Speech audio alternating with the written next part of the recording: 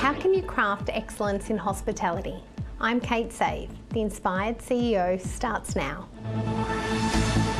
Welcome to the Inspired CEO, where each episode we explore the innovative wellness practices that are driving success and longevity in the modern business world. Today, we're thrilled to welcome a trailblazer in Melbourne's hospitality scene. With 30 years of leadership and a Michael Milburn Lifetime Achievement Award, his dedication continues to set the standard in the industry. Joining me now is Hatem Saleh, founder, CEO and Managing Director of Atlantic Group. So great to have you here today. Thank you for having me, Kate. I'm excited to be here. Now, you've had a fascinating journey and I guess lots of ups and downs, particularly through COVID, but we'll get to that part later. Tell me, how did you start? Where did you come up with the vision for the Atlantic Group and how did you want to change the industry through your vision? Well, really, my need to get into the business initially as a young man was out of necessity.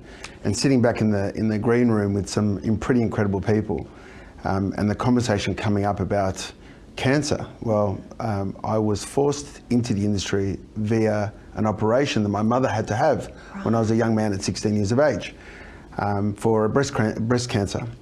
And I developed this love for hospitality. So between the age of 16 and 20, where I needed to work, I fell in love with hospitality. So of course, I go on to do accounting at university. Yeah. And then from there, made the decision that I wasn't going to practice, I was going to go into hospitality as my career.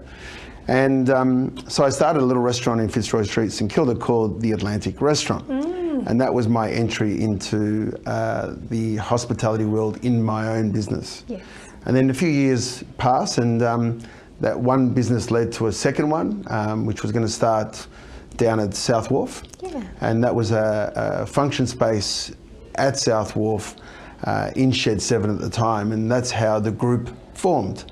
So the Atlantic Group was born out of a need in one capacity, but out of a gap in the marketplace, and that was, once I understood the restaurant world, I realized my passion was for high-end catering, catering for larger numbers, doing it really well and doing it elegantly. And in my training between 16 to 20, 21, I worked in function rooms in my local area in Tullamarine. And that was, you know, Melrose, Melbourne. It was basic, it was very European. Yeah. You learned how to do lovely food. The service was simple, but that also gave me the grounding for what I enjoyed, and that was high end. I knew that I wanted to go into high-end catering, and that's what led me to start the group. Yes. Because there was a need in the marketplace to do beautiful restaurant caliber food, but in a function environment. So I must say I've been to some of your exquisite restaurants and the food is spectacular, but rolling out more and more restaurants, how do you ensure that you maintain that same standard? Look, I think I'm quite lucky because we are quite diverse. So whether it's a premium, high-end restaurant like the Atlantic Restaurant at Crown, which is 14 years on, and still going strong. Congratulations. Thank you. That's huge. Little Sushi Baby in Brighton, yes. Which is, you know, only 12 months or so on. But it's about consistency. Yes. And the only way to create a brand and to create something that's special, that people will frequent, it's got to be about the quality, it's got to be about the consistency, it's got to be about the presentation, and the value for money today is equally important because it is tough to make a dollar and people work really hard for their money now. Yeah. The margins are thin in whatever business you're in. So the opportunity, I guess, to take that, go and eat somewhere, we see it as a privilege to host and have people come at our venues. So the idea of giving them an extraordinary experience, something that pushes the boundaries, something that's a little bit more unique than what they thought they were going to get, and certainly greater value for money, is the way to create consistency, whether it's a function room, whether it's catering, and of course, you know, we are in restaurants, catering, function rooms, and all aspects of hospitality, including bars and nightclubs. But it's about making sure that the customer walks away and goes, that was a really good value for money experience. I can tell just by what you said then, you're obviously a fantastic leader, because that, I guess that emphasis on actually delivering a service more so than just the product and really exceeding people's expectations, that would flow through to your entire team and leading by example. So how do you really guide your team to lead by example also to their peers and their juniors? Yeah, it's a great question.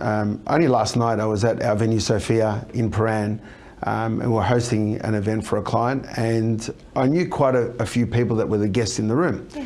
And this particular person said to the friend that he was talking to when he saw me in the room, he goes, "Oh, this guy here is the greatest host I've ever met." And I looked at him and I said, "Why do you say that?" And he goes, "For 30 years, I've been going to your events, I've been in your venues, and somehow you always just appear, and you always are just there to come and meet and greet and say hi. And it gives us as guests or clients this comfort that, look, the owner is invested, he's here." So I guess if you take a leaf from his book on his interpretation of my interaction with the room or with the guests, it probably highlights that we're all invested. All of our key staff, all of our key people, down to the waiters, barmen, staff that are serving on the floor.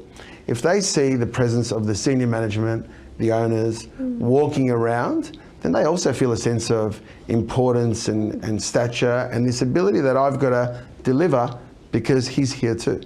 And we take the same approach whether we're catering for 20,000 people at the Formula One Grand Prix in Melbourne, or whether we're doing the Melbourne Cup Carnival during the springtime. It's about having that presence. In the morning or in the afternoon, we'll do a briefing, we'll get everyone together, we'll rev them up, make sure they all look on brand, they're presented beautifully down to the socks, the shoes are all clean and looking perfect, because they are representing our brand. And the Atlantic Group brand is synonymous for quality and for delivering at a high end, no matter what the numbers are. I can tell you are very, very passionate and also proud of your brand, and that shows in all of your venues. And what about philanthropic initiatives? What are you passionate about there?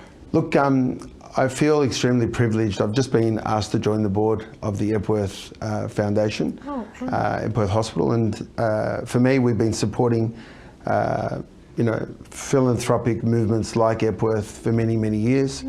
We've got lots of regular clients that are part of that. And I guess from my perspective, once upon a time, as I said, my mother not being well, the Epworth as an example has been there for my family and my mum and others always. And that's made me extremely proud. So always happy to donate. But equally, recently I was approached by a young man, Daniel Noor, through my ambassadorship with LSH Auto Mercedes. And we put on this event for street side medics. And essentially it was bringing this service of doctors that meet where the homeless and the less privileged eat or are fed, whether it's through the Salvation Army or